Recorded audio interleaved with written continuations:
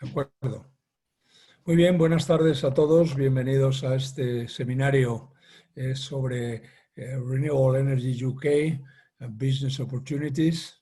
Espero que todos estéis bien después de este largo periodo que hemos tenido de reclusión. Es la primera jornada que estamos haciendo después de el levantamiento del estado de alarma y es sobre las oportunidades futuras en UK. We are going to switch to English because we have our friends from Britain and we are going to have this seminar in English. Thank you for coming, all of you. This is a pleasure of having all of you here, and this is a pleasure of having with us John Waldron, Marianne, Carlin, all the people from the British Embassy and the British Trade and Investment Department. This is not the first time we have seminar with the British Embassy, but this is the first time we had a seminar with the British Embassy after Brexit. This is the first time we have this. We had before several seminars about offshore wind, about business opportunity there, about clean technologies, several of them. But this is the first time of the 1st of January, where it was the Brexit for them. But thank you all of them. They will continue in the Union. They will continue in Europe. They are Europe, and we have a very close relationship with this international trade and affair. This time we are talking about clean electricity futures. This is the department that the lead will be John Waldron. He has experience as negotiating in the Brexit relationship with the European Union, and he has a long experience working as a civil servant, and before he was working in an energy company for 6 years. This relationship is with Marianne Carlin at the International Affairs. She's the senior representative for the International Department of Trade here in Madrid. We had a very good relationship with them for many years. She's going to introduce John Waldron and this opportunity. You can ask him about several things you have. He's going to talk about this COVID, the idea of in Britain this time from the COVID-19 and about the future opportunities in clean technology. Well, the seminar will be as all the seminar we are having this time, and you can ask after his presentation, you can ask in the chat, in the open chat, or you can ask Pablo de Juan.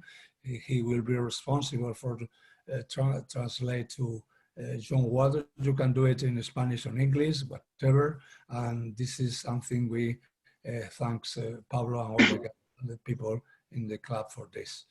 Marianne, the floor is yours. You can introduce John, and thank you, John, for trying to talk with us about this future clean energy in the UK. Okay, thank you, Marianne. The floor is yours.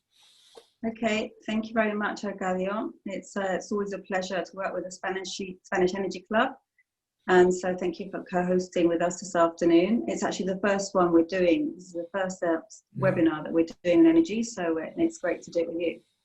So before I introduce John, I just wanted to introduce myself. I work at the Department for International Trade here at the British Embassy in Madrid. And what we do is we support UK companies who want to enter the Spanish markets and link them up with Spanish partners to work together either in Spain or in third markets. But we also support Spanish companies to establish themselves in the UK and develop their business there. So as Arcadio said, I'm responsible for the energy sector at the Department for International Trade, and I'm working currently with a number of Spanish businesses, maybe some of you here today, who are already established in the UK, and others who are actually looking to enter and take advantage of such great opportunities right now in the renewable energy sector. So that's really what my colleague John is going to tell you about today. He's from the Department of Business, Energy, Industrial Strategy, another ministry, different to ours, but it's great that both BEIS, as they call them, DIT, are working together today. on this, joined also by my colleagues in the political economic section in the embassy. So John will explain how government, the UK government is really strongly supporting renewable technologies such as offshore wind and solar, and onshore again is back in the running with auctions next year, and lots of other technologies. And in all these areas, Spanish companies already have a strong presence, as I said before, but we're hoping to attract more Spanish developers, manufacturers and supply chain to help us achieve our climate goals, net zero by 2050. And so this is, if you need any support with that, that's what we're here for at the embassy in Madrid. So at the end of this presentation, I'll leave my contact details in case anybody would like more information about how we can help. We have sector specialists and experts in the UK or around the country in the different sectors. Energy sector within energy. So very happy to discuss with anybody who would like to like our support with that. So before, I'm just going to introduce John now. We're spending time on this. So John, after spending 6 years working for one of the UK's largest energy companies, he joined the civil service to work on the opening stages of the negotiation of our future trading relationship with the European Union. He has since returned to energy, working on both carbon capture, usage and storage, and renewable policy. And is currently leading the Clean Electricity Futures team to determine the future strategy for the decarbonisation of the power sector. Since March, John has seconded to the COVID-19 Emergency Response Unit to address the problems the pandemic has caused across the energy sector, but is now returning to focus on the government's power sector strategy. So, that's enough from me, so over to you, John. Hi, thank you very much for the opportunity to come and speak with you all. Apologies that we're doing this virtually and I can't gauge reaction and take questions in that way. So I'll do the presentation and describe some of the history and context and the future as we see it, and the current strategy for the UK to decarbonise in the future, especially in the power sector. And then we'll take questions at the end and try and make this as much of a discussion as possible, so you don't have to just listen to me talking, and we can get into the depth of the issues that you really care about. So I'll start without further ado. If you go to the next slide, please. Isabel, next slide. So here's just a quick run through of what I'm going to talk about. So as I described, we'll talk a little bit about the context and the historical growth of renewables and the role renewables will need to play in the future, and how the UK policy landscape has changed in the past. Then we'll get into some more detail about the future plans for our main policy scheme to support large-scale renewables, which is the Contracts for Difference scheme, and some of the mechanics of how that scheme works. I hope that will be of interest, and I'll go through some of the basics quite quickly, so there's more time for questions on the scheme if you've got more detailed questions. And then we'll finish with a look to the future, a look at how much the renewable power we will need in the UK in the future, and the opportunities that are arising because of that. And just before I finish, I'll dive into what I've been doing for the last 2 months, the impacts of COVID-19 on the energy sector here in the UK, just because I think that will be of interest. But obviously the primary reason to be here today is to sort of demonstrate our future plans for renewables and the opportunity that arises out of that. So I'll go on to the next slide now.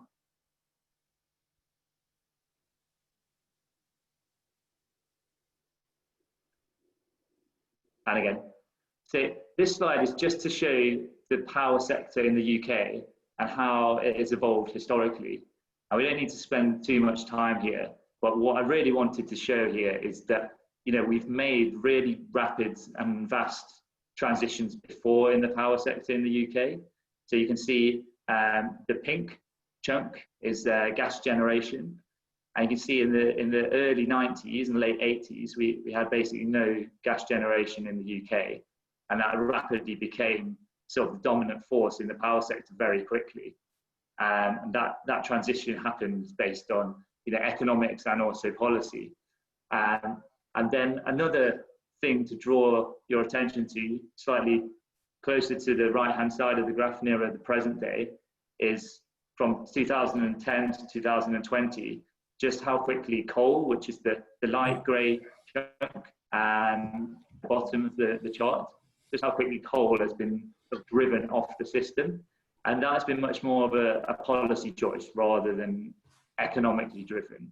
And it shows that if government puts in place the policies to make change happen, the industry can respond very quickly to that. And change can come about quickly. So we've had some pretty large energy transitions, especially in the power sector over that 100 years that we're looking at. And we started off with obviously a lot of growth of demand, and that has now plateaued and started coming down. And one of the interesting things looking to the future is what will happen with our demand for electricity and whether that will grow again in the same way as it has done previously. The only other thing on this chart that I'd like to just hone in on is the sort of wedge at the top, which is hydro, solar and wind. So they are kind of key renewables, along with biomass, of course. And you can see the wind is a quite rapidly growing wedge there of light blue. And that's potentially marking sort of the start of the next transition, as we've seen with some of the other technologies in the past, as how gas grew to dominate the sector. Potentially wind and other renewables will make up that growth chunk in the future. So next slide, please. And we'll just hone in on that last 10, 15 years now to show how prevalent that change is becoming. And this really shows we are in the midst of the next transition in the power sector. So in 2010, renewables made up a small percentage, less than 10% of our generation, whereas at the end of 2019, we were well over a third from renewables, nearly 37%, I think, by the end of 2019. And last year, during the course of last year, renewables crossed over with fossil fuels as the largest proportion of our generation. So the black line represents generation from gas and coal combined, and what little oil generation there still is, and diesel. And you can see that renewables have now become sort of the leading form of generation in the UK, and that switch happened last year, and you know, it's something to sort of celebrate from the point of view of our policies to try and decarbonise and combat climate change. So we're on the right trajectory, but there's a lot of future growth potential for renewables as well, still to happen. Next slide, please. And this is that look towards the future. So what I'm showing is just an illustrative chart from the UK's Committee on Climate Change, which is an independent body. So this isn't our future view of the world as government, but it represents, you know, one scenario of what the power sector may need to look like in 2050. And the first thing to look at is the left-hand axis. So the charts have all been in terms of terawatt hours of generation so far. And the first axis, I can't remember the exact numbers, but I think it went up to about 350 or 400 terawatt hours.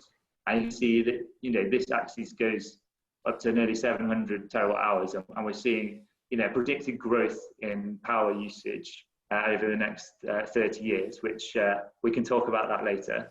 And then the second thing to draw in on is the red chunk at the bottom of the chart, which demonstrates that at least half of our generation, potentially much more than half, could be coming from variable renewables. So that's onshore and offshore wind and solar. And it says they're largely offshore wind, but that's just the particular scenario that the Committee on Climate Change were looking at with this mix. I think that the thing to bear in mind is that the variable renewables, so those that depend on weather, could be making up a really large chunk of our power sector in 2050. Next slide, please. And this is just a slide to show you what policies have got us to where we are now, and how have we driven that growth in renewables over the last 10 to 15 years. You can see at the start of that journey, the sort of renewables obligation came in 2002. And this was a policy to provide an incentive, a feed-in tariff almost, for renewables. And this drove a lot of deployment very quickly in the first decade. So between 2002 and 2010, it was really successful in driving that kind of first wave of renewables. And this was when renewables really probably couldn't compete on price actively, and so they needed that incentive and that subsidy. In 2011, the UK undertook a wider electricity market reform, not just to incentivise more power decarbonisation, but also to make sure we had the right instruments in place to ensure the security of supply of our power sector and drive investment to underpin that as well. So that was undertaken in 2011, and that marked the beginning of the end of the renewables obligation and the start of the idea of introducing competitive processes into renewables policy. And so that was the initiation of the process that led to the start of the Contracts for Difference scheme. So the Contracts for Difference scheme came into reality in 2014, but from 2011 there was already signals of what we were doing to initiate the Contracts for Difference scheme and how the renewables obligation would be tapered off and ultimately wound down with the last new contracts through the renewables obligation offered in 2017. And the big change with the Contracts for Difference scheme was that we were no longer in a world where renewables needed great amounts of subsidy. They needed something else, and that was certainty and revenue stability to attract investment. But as we were seeing cost reductions, we wanted to discover the magnitude of those and deliver those cost reductions to the consumer and also to the taxpayer in how they were contributing to the policies. And so that was the idea of running auctions to provide competitive tension, the competition between different people who wanted the Contracts for Difference as their kind of incentive or their subsidy for bringing forward their project. But by allowing those people to compete against each other, only the cheapest, most efficient projects got funded. And so the first auction was in 2015. And since then, we've held auctions every 2 years, with the next one scheduled for 2021. So that's next year. And the commitment is to continue doing so every roughly 2 years. There's not a definitive 2-year timeframe on it to give some flexibility in the future. But you can see there's kind of a repeating pattern, and increasingly investors have understood the policy and are comfortable with the nature of the Contracts for Difference scheme. So next slide, please. And this slide is just to demonstrate how the Contracts for Difference scheme fits in our total suite of policies in the electricity sector. So the primary focus of the Contracts for Difference scheme is to support the deployment of new large-scale renewables. But we also have policies to support small-scale renewables. So previously we had a feed-in tariff scheme, and now there is a smart export guarantee, which came in January 2020. And this was designed to drive competition between energy suppliers to offer contracts for those who wanted to export from small-scale renewables into the grid. At the same time, we've been undertaking not just a network transformation, but a markets transformation as well through the Smart Systems and Flexibility Plan to make sure that the electricity markets of the future and our policies are well designed for a more complicated generation mix that doesn't just rely on large single source generation, such as a large gas-fired or coal-fired power plant, but can increasingly accommodate a a diversity of different renewables that provide smaller amounts of energy, small amounts of electricity into the grid in a weather-dependent way to some extent. So need to adapt and make sure that you can accommodate and integrate that new intermittent generation. The other two policies I wanted to talk about quickly were the carbon price floor, which basically underpins the carbon price that is out there in the market. And that is an economy-wide policy to support decarbonisation and allows people more certainty over the sort of future direction of carbon prices than they get just from the EU ETS market price. And so that has been helpful, along with the emissions performance standard, which put an overall top limit on the emissions from any single power generation station. Those two combined have been very effective in driving coal generation off the system in the UK, and have meant that the economics of coal are increasingly more and more difficult, and coal makes up an increasingly lower proportion of our generating mix, which is a kind of sensible way to start to drive away, the most intense emissions out of the system first. But we've got to a point now where coal is making up less than 5% of our generation, and by 2025, I think it's potentially going to be brought forward to 2024. All coal generation will be off the system. So therefore, we need to go to that next step and really decarbonise the rest of the power sector. At the same time, we need always security of supply to ensure that power is there when it's needed for those who need it. And the capacity market is an element of our policy structure that allows us to do that and ensure that we've always got more new generation coming on where it's required. So I'll finish there and move on to the next slide. So now we'll talk a bit more about the mechanics of the CFD scheme. So what are contracts for difference? So they're, as I said, introduced to support deployment through competitive auctions and provide this long-term price stabilization through a private law contract.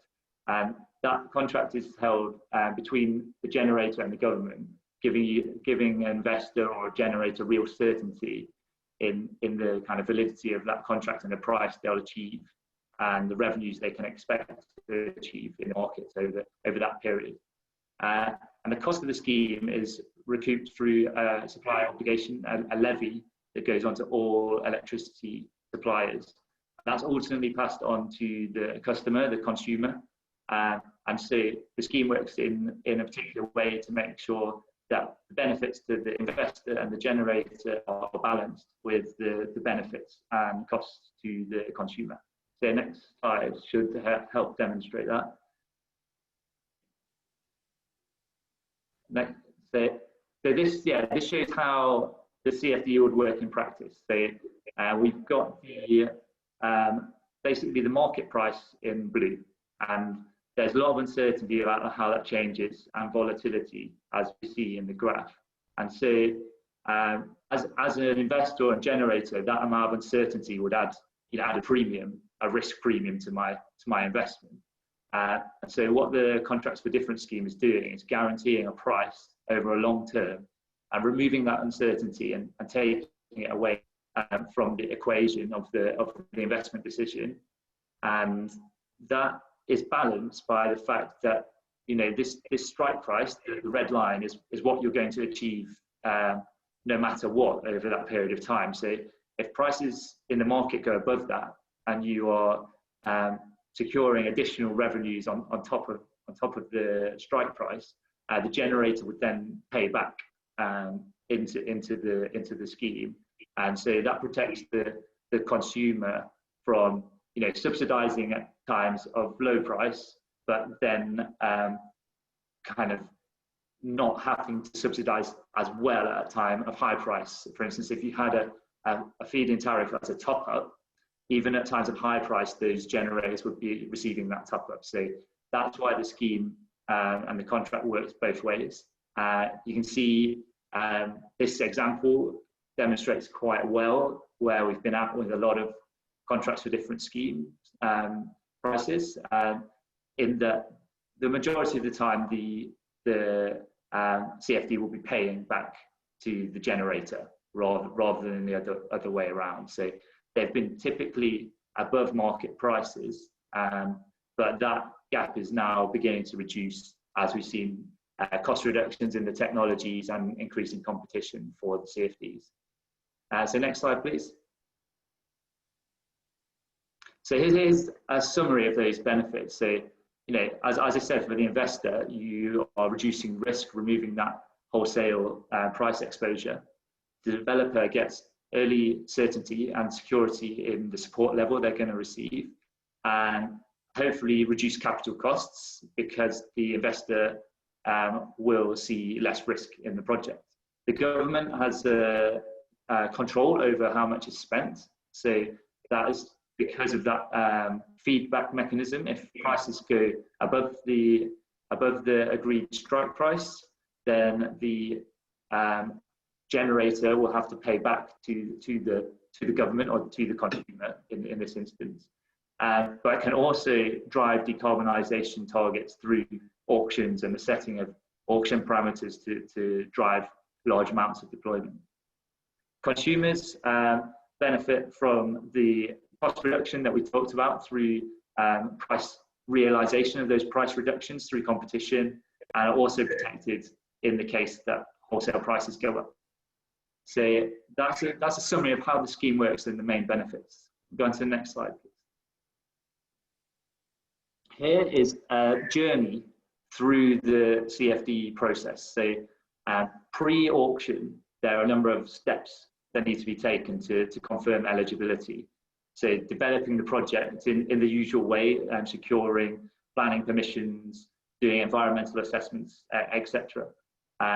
Also building supply chain plans for those projects over 300 megawatts to demonstrate how the project will benefit the UK supply chain. Then you would apply to compete in the coming auction round, and the auction process and the allocation process are done by an independent delivery body rather than by us here in BEIS to increase trust and transparency. And then contracts are issued and signed, and then after the contract is signed, there are processes to manage contract delivery. So during the pre-commissioning phase, there is a milestone delivery date where you have to be a certain way through your process of construction to kind of meet the deadline for the delivery date and be on track to kind of receive your strike price across those multiple years. Then there's a target commissioning window where the generation should be up and running and delivering power to the grid. And if you do not commission in the generating window, the 15-year contract term will start anyway. So if you're late delivering, you'll eat into your 15-year contract term. And then there's also a long stop date at which there is no longer a contract available if the project is delivered a long time after the commissioning window. So there's kind of multiple processes in there to make sure that projects are delivered and deliver the benefits, both to the consumer, but also in terms of decarbonisation within a certain amount of time. Next slide, please. And so this is a pay-as-clear auction, which I'll describe using the graph below. So in contrast to a pay-as-bid auction, where you would get the strike price that you offered into the auction, whereas this is a different process where you would everybody within the same technology class or the same pot would achieve the same strike price at the end of the auction, as long as they were bidding in below that strike price within the auction budget or the capacity cap for that technology. So how it works here is you look through the bids, and this is a blind auction in a way. So the person who would see this information would be, it's automated through the delivery body. So nobody would actually see your bid if you bid in as the cheapest bidder. And then everybody who bids in above that cheapest bidder up to the cap, whether that's a capacity cap or a total budgetary cap, would achieve the strike price of the last project that is within the cap. So I hope I've explained that correctly. So you can see here the 5th project is bidding at £56, and the 6th project has taken the bulk of all of those projects above the budget by bidding at £57. And so that project would not win, but all of the projects that we see below that, so all of the other 5 projects, would all achieve the £56 in this example. So, so you'd all achieve the cleared price rather than the price that you bid at.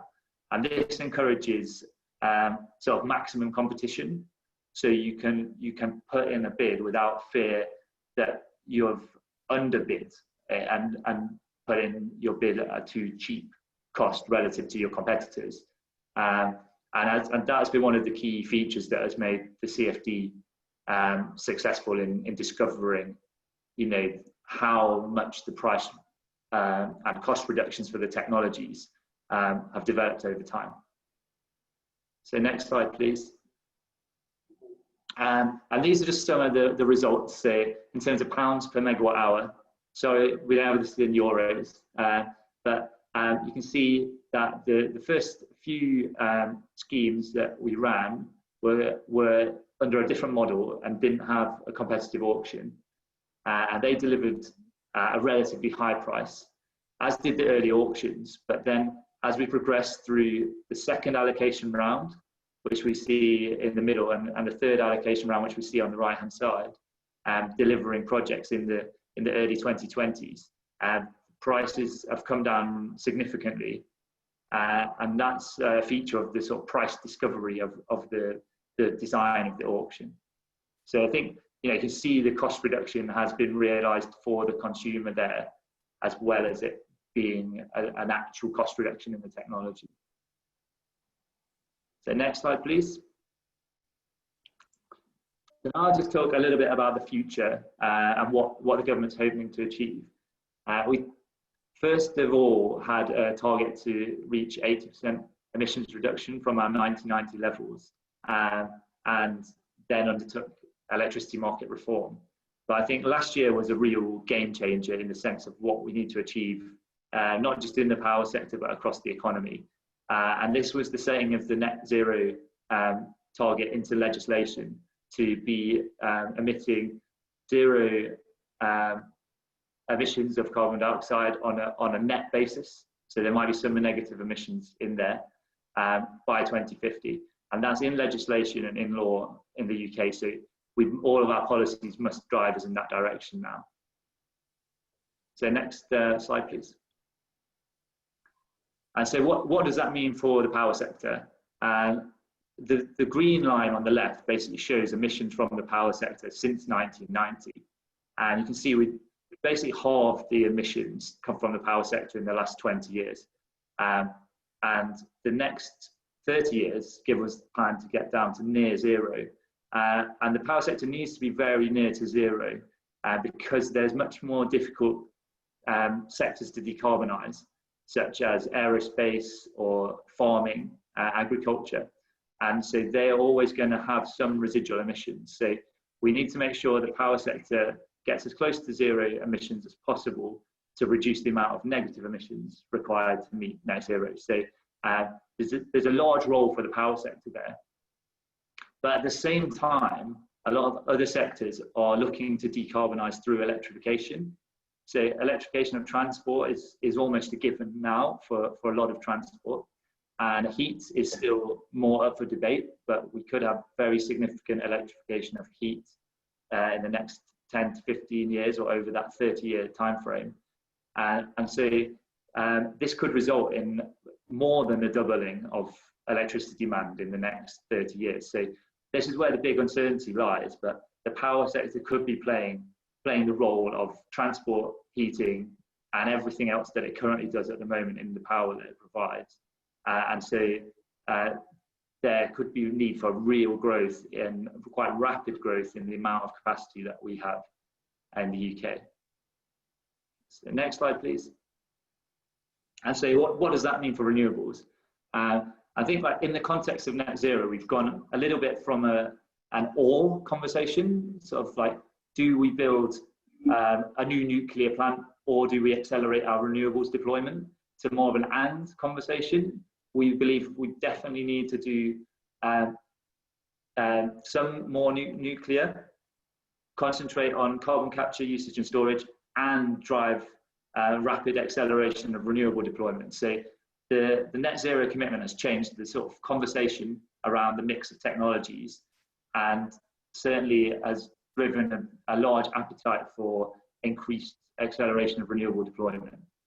Just as an example, and not necessarily what we internally believe exactly we would need, but the CCC, the Committee on Climate Change, suggested that between 5 and 8 gigawatts per year of new intermittent renewables could be needed in that period between now and 2050. And obviously that's a high level of ambition, but we've achieved rates within that window in the last 10 years. So it's not something that's impossible to achieve, but it is a lot of capacity. Next slide, please. And so how is the UK going about that, and which technologies are we focused on? Obviously, one of those is offshore wind, and the UK proudly has a leading offshore wind sector, and the factors that are driving that and helping us maintain that are firstly an ambition to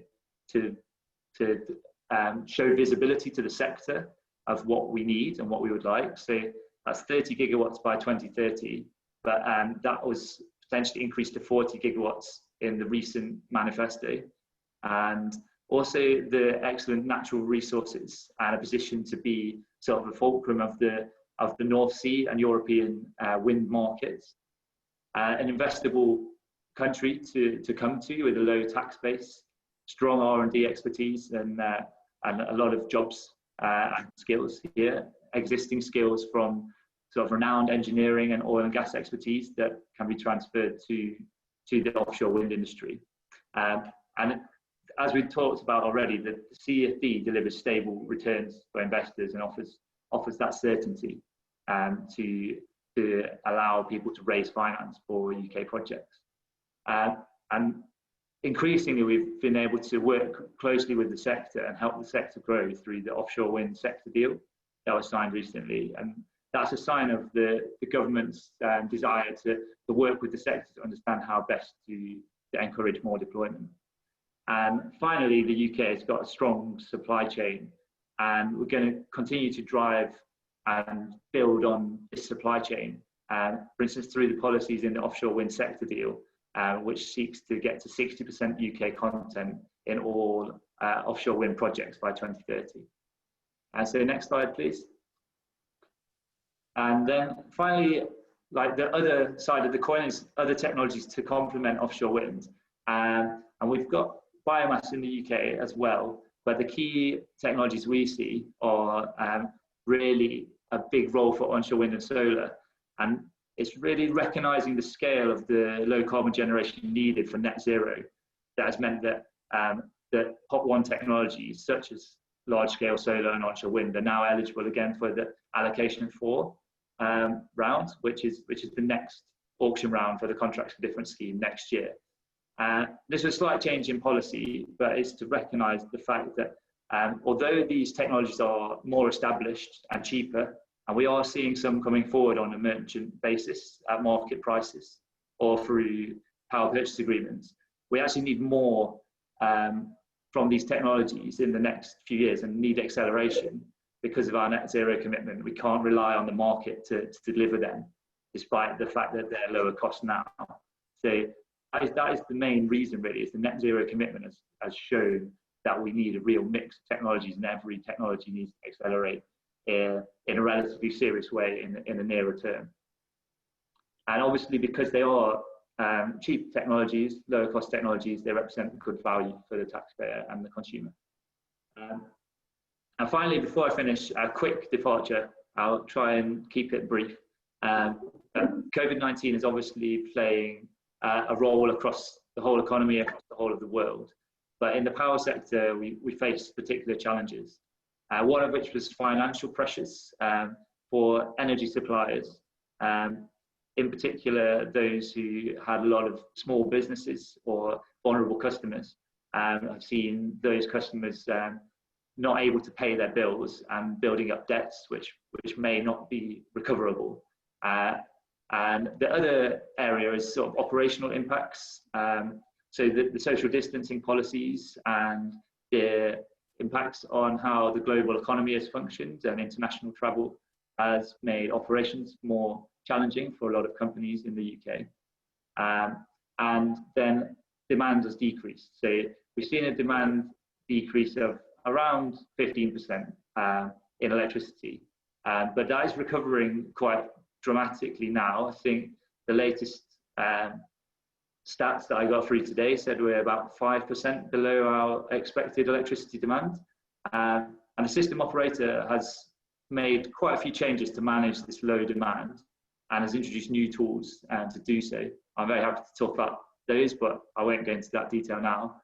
I think the key learning, or the key thing that has made it a successfully managed situation has been that government has taken a lot of time to listen to companies, and ministers have really been the driving force behind this. And for instance, our energy minister had over 100 calls since March with the companies involved to understand their problems and help to resolve them, working with others. And the final impact it's had is an opportunity sort of to reset and rethink about how we're going to grow the economy following the disruption of COVID-19. And the UK is kind of committed to making that clean, resilient economic recovery, driving investment in clean technologies, which will include demonstrating that the power sector is a place that can, create green jobs in the economic recovery that we're hoping to see following the impacts of the pandemic. So I think that's all I really wanted to say on the impacts of COVID. And next slide, which is the final slide. And so this is the next steps are, continuing auction rounds as we discussed with the next one in 2021. The offshore wind sector deal, kind of continuing to build the UK's supply chain and the UK's role in the offshore wind sector, and also the role for onshore wind and solar being accelerated, and the need for that to be supported through the Contracts for Difference scheme as well. Potentially we will see some policies in the clean or green recovery from COVID that will support the power sector and decarbonisation of the power sector. And we're also looking to publish an energy white paper on our future ambitions and our future kind of strategy for the whole of the power sector too. Okay. So that's everything. So thank you very much for the presentation. It's an outstanding presentation. The first question I'm giving to after this the floor to Pablo de Juan. Are you happy with the CFD contracts, with the contract for differences? Because I saw this chart with the price of the market and the strike price will be a little bit high. I think, the more rounds that we have, the more the strike price is coming down and closer to market price. And then it becomes less of a subsidy and more of a revenue stabilization mechanism. But to begin with, and still at the moment, we're in a position where renewables needed some subsidizing, and this was the most effective way to do that. So there was a subsidy element to it, but also a security for the consumer in the two-way element of the scheme and how it reacted to the changes in market prices. Whereas now I think renewables are very close to the cheapest form of new build generation we can have, but we have a large uncertainty in future market prices that they will be able to achieve, including due to cannibalization of price. That revenue stabilization element will remain very important, whilst there will be less and less subsidy. Are there a discussion between auctions and merchant or not? There's not a discussion over there. Yes, and I think that's the dilemma we faced with onshore wind and solar, in that those technologies are more established and cheaper, and if they can come forward in a merchant way, then you wouldn't necessarily want to disrupt that market if it's successfully bringing forward the technologies that you want in the scale that you want. And when the CFD policy was first designed and first thought of, there was this element that it could be a temporary policy, once the cost reductions in renewables had achieved the magnitude that let them come forward on a merchant basis. So there's still an ongoing kind of discussion on where the balance lies between kind of offering price certainty and allowing merchant deployment to come forward. Okay, I think Pablo has a lot of questions for you. Okay. Thanks very much, John, for the presentation. We've got a couple of questions for you. The first one is, you showed a graph, I think it was in page 4, with the generation mix, electricity generation mix, and they're asking you if there is no electricity generation coming from waste, because it didn't show in the graph. Okay, there's a reasonable generation in energy from waste. It's relatively small on the scales we're talking about on the graph, and it actually comes under biomass in a lot of the ways these graphs are created. So biomass and energy from waste are often grouped together, and in the UK we've got a substantially more biomass than we do energy from waste. So it often gets sort of appended on to biomass as a small extra generation source that fits within that same bracket of combusting something that is in some ways recyclable or renewable. So that's why it doesn't show up on the graph, because it's a small portion of what's in the biomass section. Okay, thanks. They're also asking you if you can give more details on the Committee on Climate Change. How does it work? You said it's an independent organism. What kind of decisions they make? How does it work? So it's set up as a commission to advise government. So it was part of the Energy Act, and the Committee on Climate Change was set up to advise government on how it should meet its own targets. So government set this 80% target to reduce emissions, and there was a desire to have an independent body of experts who said what progress do you need to be making to be on track for delivering that 80% target, and now obviously on the 100% target. So this is done through a series of what we call carbon budgets that work in 5-year chunks, and within that 5-year chunk, the committee sets a sort of target of how much emissions should be reduced within that 5 years. But they are not a sort of decision-making force. It's an advisory force. So it's still for government to decide, but it's a very good mechanism to demonstrate what direction and how quickly things should be moving towards a long-term target that can seem intangible when it's 20, 30, or when it was first set 40, 50 years away. So having a body to provide the evidence of how you should make progress against that has been really useful. And when a new carbon budget is announced, it is a big event that the ministers really take note of and try and strive to achieve the reductions needed to meet that budget. Okay, thanks, John. You have 3 questions about new nuclear capacity. They're asking you if you can give an update on what's coming. What's the plan for nuclear power in the next coming years?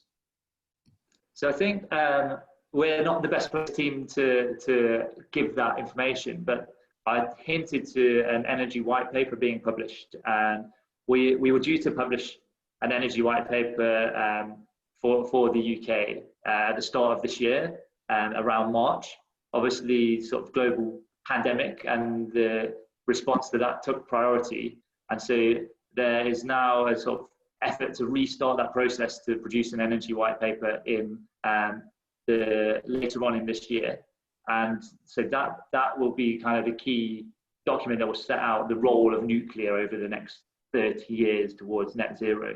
But as we discussed, and as the Committee on Climate Change's analysis showed, that there is a role for some nuclear. I think the question is how much and how to fund that.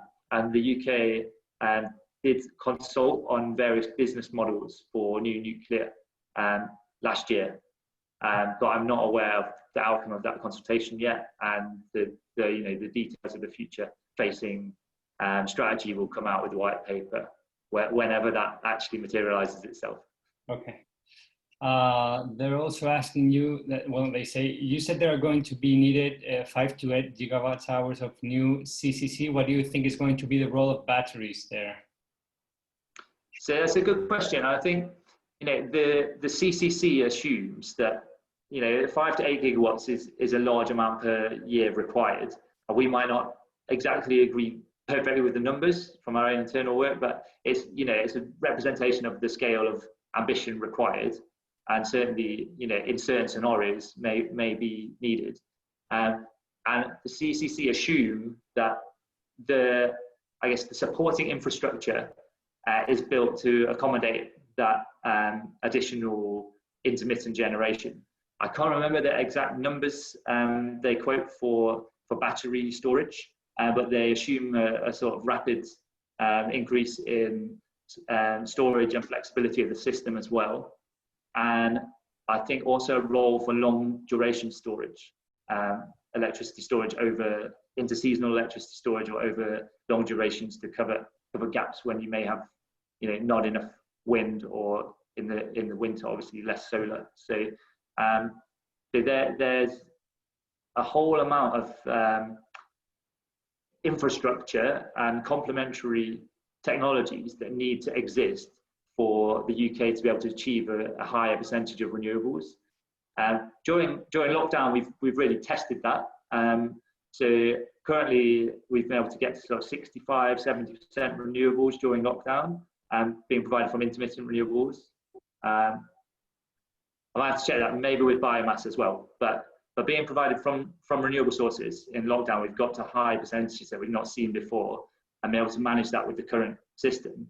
But obviously, to reach even higher penetration levels, need more technologies that enable that intermittent behavior of some of the renewable sources to be smoothed out to meet demand.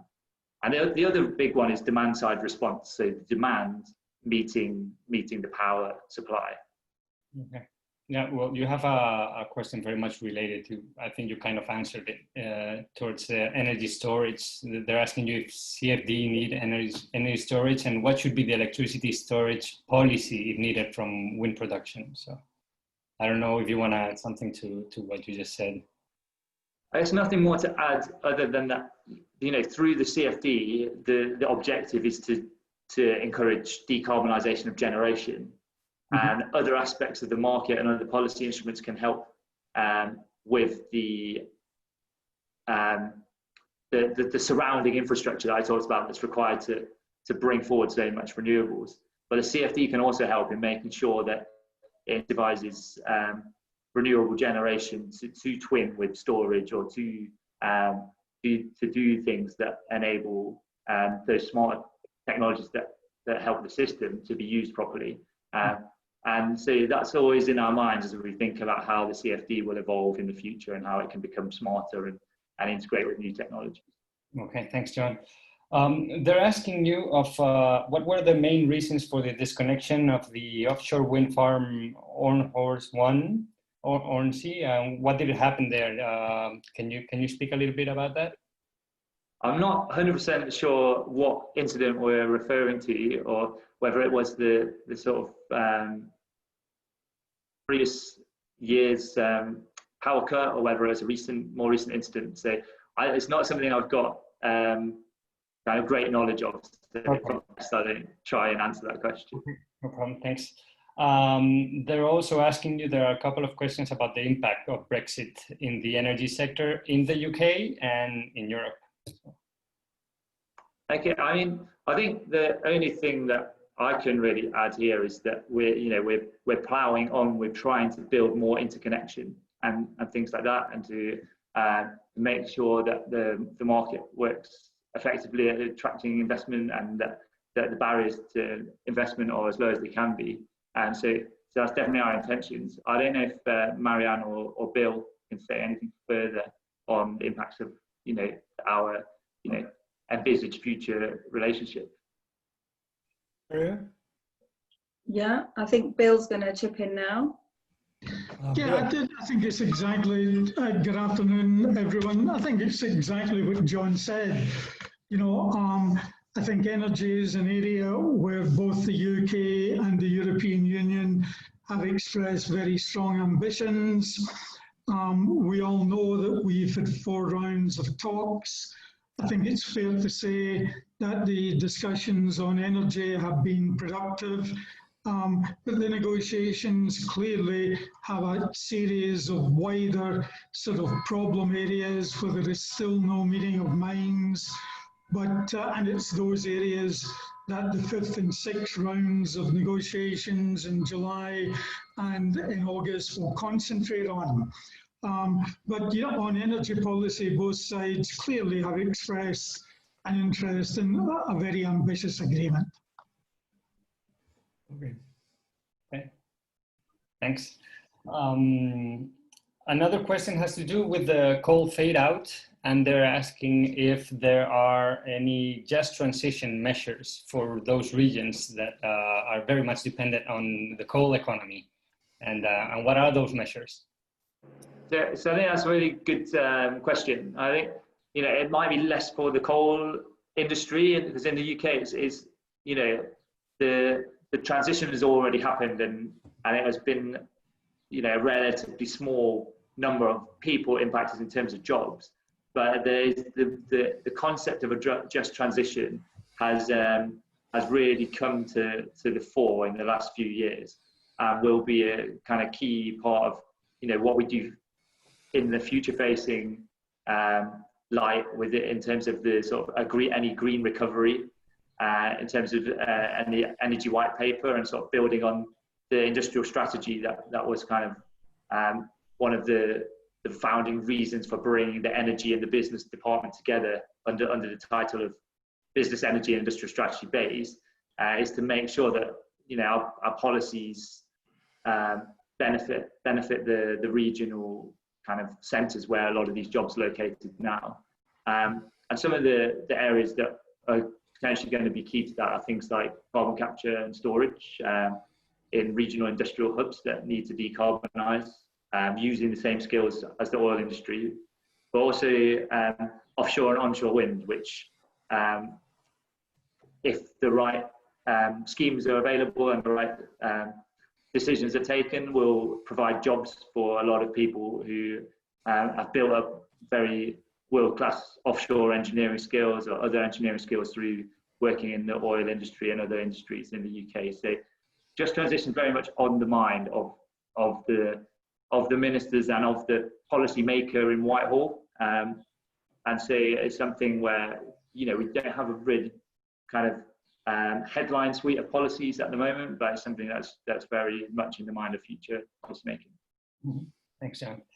Also about the allocation round for 2021, they're asking you if it's going to be like technology free, like any renewable can go into the auction, or is it for specific technologies? So if Alex is on the line, Alex will probably be able to better speak about allocation round 4 and in particular which technologies will be eligible for which pots, etc. Alex. Yes, can you hear me? Yeah. See if I Yes, we can hear you. I'm just trying to get the video too. I'm not sure if the video might be working. Thank you. Hola, thank you. Yes, so we pretty much all of our eligible technologies, which I won't read the list, but there's about 15 or 16, but it includes onshore wind, solar, offshore wind, some of the energy from waste, even geothermal, maybe floating offshore wind, they will all be eligible in the 2021 auction. We split it between two pots. So we have what we call the established technologies, onshore wind, solar, in one pot, and then what we call the less established technologies, which still at the moment includes offshore wind, in the second pot.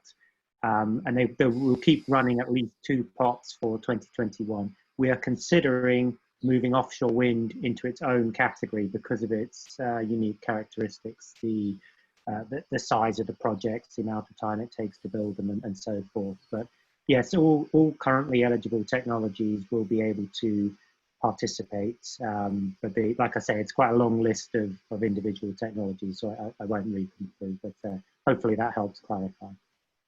Thanks very much.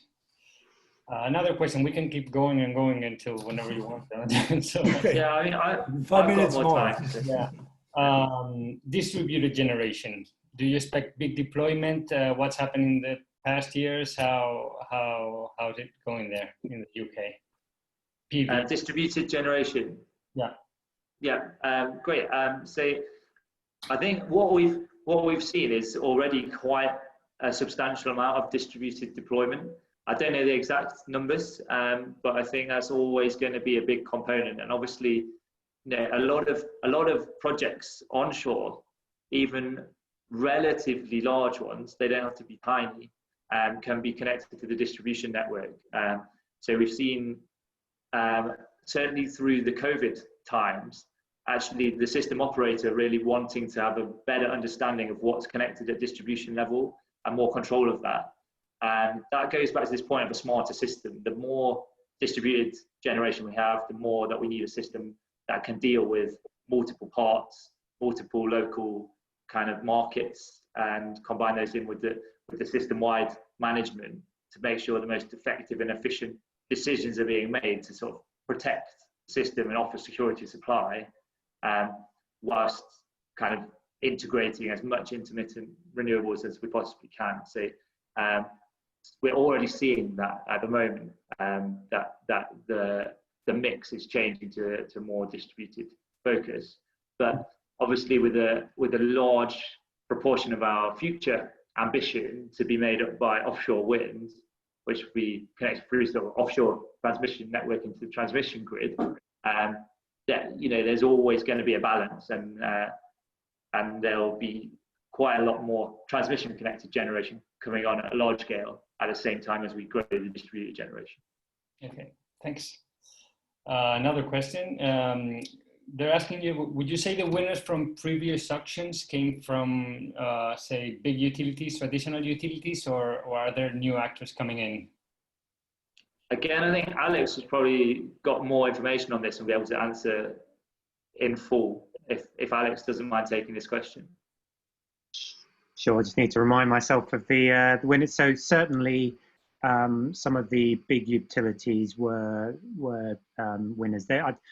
From memory, I think there were some new entrants. Obviously, in recent years, most of the focus has been around offshore wind. So it is the big players there, the Energias, Ørsted,